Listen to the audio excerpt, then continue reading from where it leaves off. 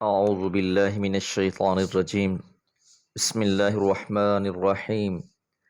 أمن هو قانت آناء الليل ساجدا وقائما يحذر الآخرة ويرجو رحمة ربه قل هل يستوي الذين يعلمون والذين لا يعلمون إنما يتذكر أولو الألباب قل يا عبادي الذين آمنوا اتقوا ربكم للذين أحسنوا في هذه الدنيا حسنة وأرض الله واسعة إنما يوفى الصابرون أجرهم بغير حساب قل إني أمرت أن أعبد الله مخلصا له الدين وأمرت لأن أكون أول المسلمين قل إني أخاف إن عصيت ربي عذاب يوم عظيم۔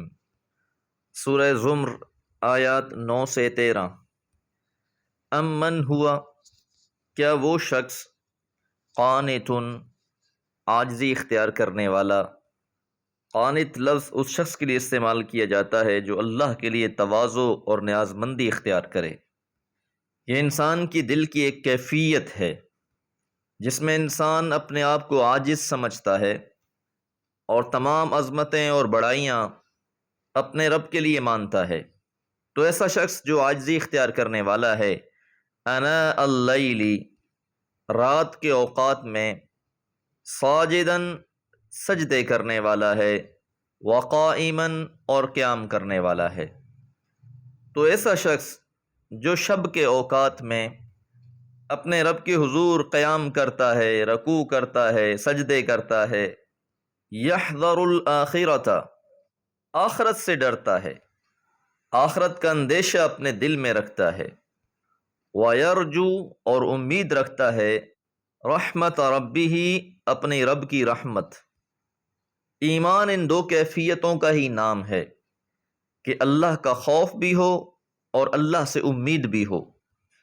یہ خوف ہی اس کو رات کو اٹھنے پر مجبور کرتا ہے، اور جو لفظ قانت گزرا ہے یہ اس کی تشریح ہے کہ قانت اصل میں وہی ہے کہ جب سب لوگ سکون کی نیند سو رہے ہوتے ہیں، وہ اٹھتا ہے اور رب کی بارگاہ میں قیام کرتا ہے، رکوع کرتا ہے، سجدے کرتا ہے، آخرت کا خوف اس کے دل میں ہے اور اللہ سے خیر کی امید بھی ہے۔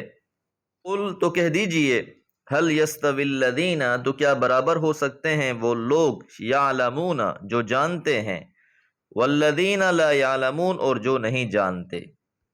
تو کیا علم والے اور نا علم لوگ ایک جیسے ہو سکتے ہیں، برابر ہو سکتے ہیں؟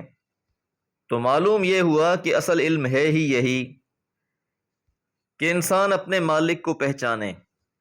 بلب کس نے ایجاد کیا اس کا نام تو یاد کروا دیا گیا، ٹیلی فون کا موجد کون ہے پتہ ہے، کمپیوٹر کی ایجاد اور بے شمار ایسی چیزوں کے بارے میں تو لوگ جانتے ہیں۔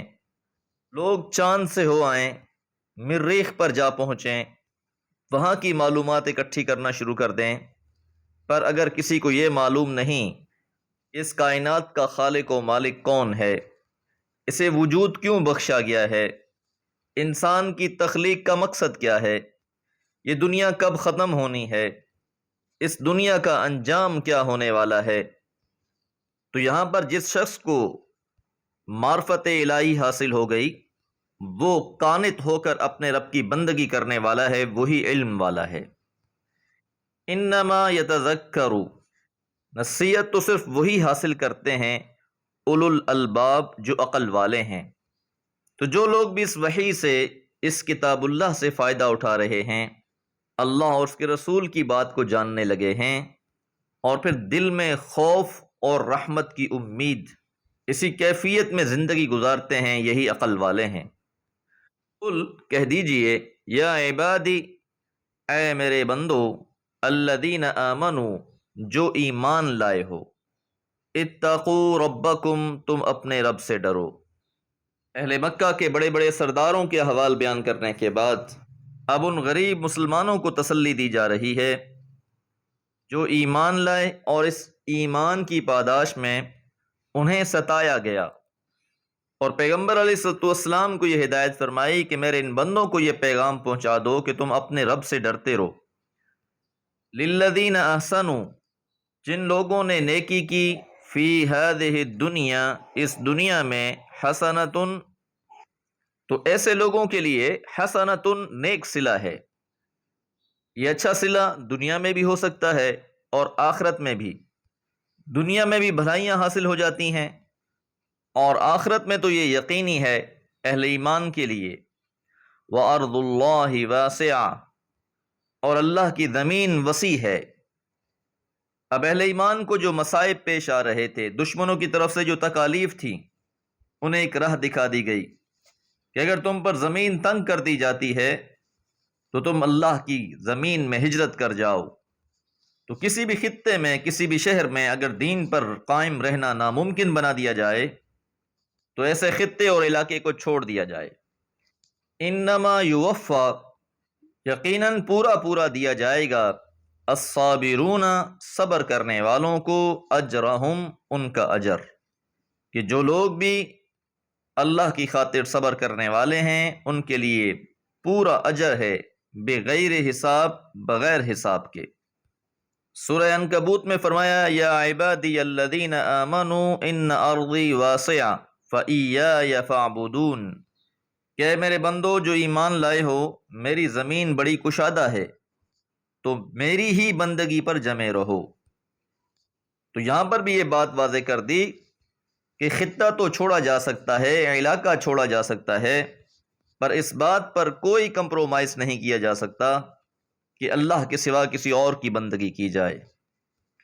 قل، کہہ دیجئے، انی امرت، بلا شبہ مجھے تو حکم دیا گیا ہے، ان اعبد اللہ، کہ میں عبادت کروں اللہ تعالیٰ کی، مخلصا لہ الدین، اسی کی خالص اطاعت کے ساتھ، وامرت، اور مجھے حکم دیا گیا ہے، لأن اکون، کہ میں ہو جاؤں، اول المسلمین، سب سے پہلے مسلمان، کہ اللہ تعالیٰ کی طرف سے جو بھی حکم آتا ہے سب سے پہلے اس کو ماننے والا میں ہوں، سب سے پہلے میں ہی اللہ کی اطاعت کرنے والا ہوں اللہ کے ہر حکم میں، اور میں بھی خالص اللہ ہی کی بندگی کرتا ہوں۔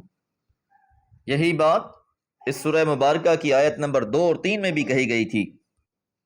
پچھلی آیت میں مسلمانوں کو بشارت دی گئی، اور یہاں مخالفوں سے بے نیازی اور بے تعلقی کا یہ اعلان ہے، اور یہ بات واضح کروا دی گئی کہ میں بھی صرف اللہ ہی کی بندگی کروں گا، اور خالص اللہ ہی کے دین کی اطاعت ہے۔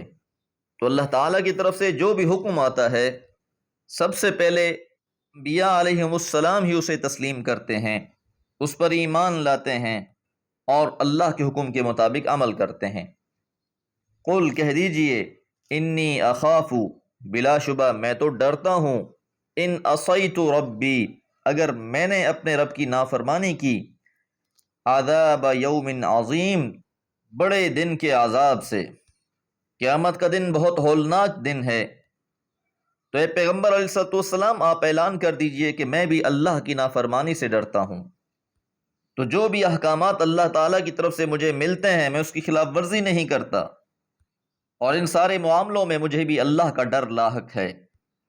میں نے بھی اگر اپنے رب کی کوئی نافرمانی کی تو ایک بڑے سخت دن کے عذاب سے ڈرتا ہوں۔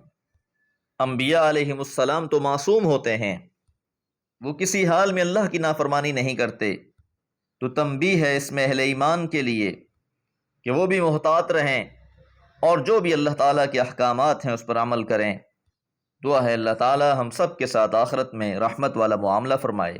وما علیہ الا البلاغ۔